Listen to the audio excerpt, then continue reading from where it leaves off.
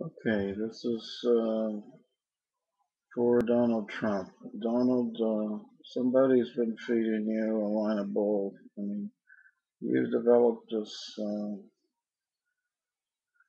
I don't know what we call an attitude. You would be a good president, but not of the United States. You'd be a good president of Israel, you know. I think you're going to have to divest yourself from Israel before you can run for president because you're a great spokesman for them. You know, I know you build buildings over there, but the thing is, someone said you have line of bull, and you're pretty much taking the imperialist point of view. But let me just say it this way, Don, you're a great guy, you know, but you sound like, I mean, you say you've been around the world, but you sound like you haven't left high school. Like somebody stuck you in a room. Maybe it was because you went to military school. I have to say, you know, it was a terrible thing for your parents to send you to military school. I know your father was a great guy, but you know, like you said, he used cheap brick, and you know, he wasn't the guy you were. Really, you shouldn't have gone to military school. But the problem is, you have the intelligence upside down. First of all, it's we invaded Iraq. Okay, they didn't ask us to invade. You got Iran is not making nuclear weapons. Everybody knows they're not making nuclear weapons. Putin says they're not making nuclear weapons. The CIA says they're not making nuclear weapons. Nobody wants to invade Iran. Second of all, on Iraq, we've got 3 army bases there, 50,000 troops. We will never leave Iraq. We are never going to hand Iraq over to Iran. We are going to stay in Iraq even if they have a civil war. We're going to sit there to keep Iran out of Iraq. That's number one. You don't believe me? Look at the budget, look at the bases, go to Iraq, and well, no, I should take it back. Don't go to Iraq. It's not safe there, but the fact is we're there. Okay. Um, Iran didn't start this war, by the way. However, the Israelis did keep the Iran-Iraq war going for 8 years, helping each other sink each other's oil tankers and supplying weapons to Iran through Germany.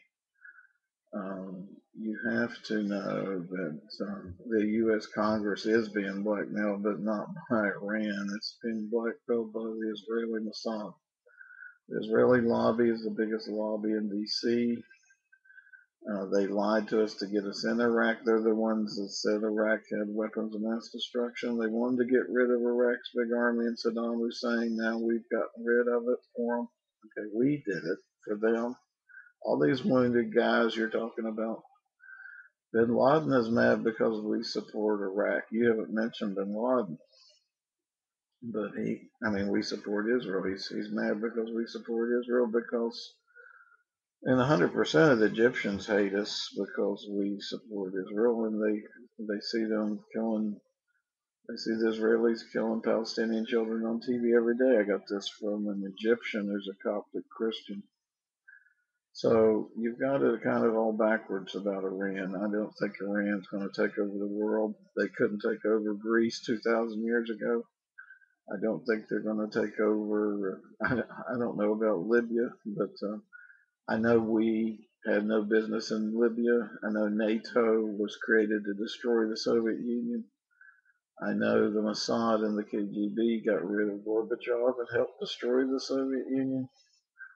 So this other thing is about being a businessman. It's true. You don't have any political experience. You should run for governor of New York, then president, or let's see, run for mayor of New York, run for governor of New York, run for congressman from New York, and then run for president. Or get one of your children to do it. You've got, you know, sons and daughters. Even though, you know, I mean, you've got to get involved, but you've got to start somewhere. You know, even running for congressman from New York would be a better thing, or senator from New York would be better than running for president right now. And you're going to be a perfect match for Obama in the election. And Obama's in the tradition that goes back to Martin Luther King. He goes back to Abraham Lincoln. He's in the tradition that says that there should be no slavery in the United States. When you're talking about taking over people's oil, uh, it's called imperialism. The age of imperialism is over, and you can't legally do it. Okay, so I don't think you know what you're talking about. I know you don't drink, you don't smoke, et cetera, but you know, when you hang around people that do, you're going to end up with a bunch of bar stories, which is basically kind of what you're running on. Why don't you ask Obama if you can have a job as Secretary of Commerce? I think you'd be a great Secretary of Commerce.